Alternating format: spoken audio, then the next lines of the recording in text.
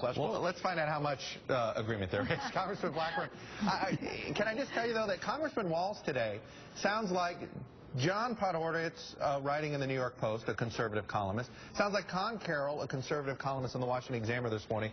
Sounds like Tom Cole, your colleague, Oklahoma Republican, and a conservative, who are all saying, you know what, this is the best of bad options for Republicans. Do this and live to fight another day on everything else. Where are you on this issue? Well, and where I am is I'm pleased that conservatives and that other Republicans are also putting ideas on the table. The point being, though, there is an unwillingness by this White House to address the spending side of the equation. And, Chuck, if we don't deal with the spending components and do that first, then we're not going to be able to ever tax our way out of the situation. You look at the whole problem, and you look at extending those middle-class tax rates and then elevating the rates on the top 2%.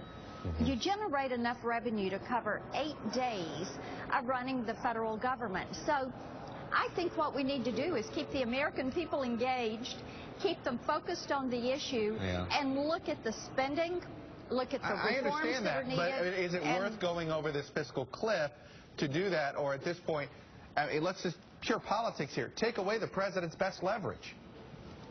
Well, there again, I think you cannot get to a workable long-term solution until you agree to address spending in the near term and the long term, and until you address the two trust funds, which are Medicare and Social Security, and entitlements, the largest of which is Medicaid.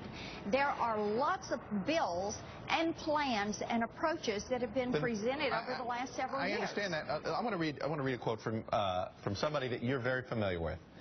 He's the CEO of FedEx, a company that might be kind of big in the state of Tennessee. Fred Smith, this is what he told CNN yesterday about tax rates.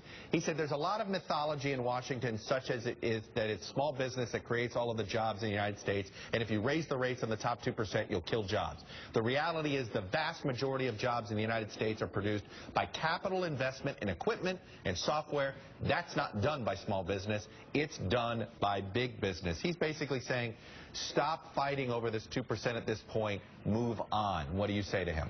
Well, I think what Mr. Smith is looking for is certainty in the regulatory world and in taxation. We hear that quite a bit, and I did read his quote yesterday. And yes, indeed, capital investment is a big part of it. But much of that capital and innovative acquisition comes from those small new start in innovative businesses that if you raise those rates, then you're going to be hampering their ability to move forward with pushing that idea from conception to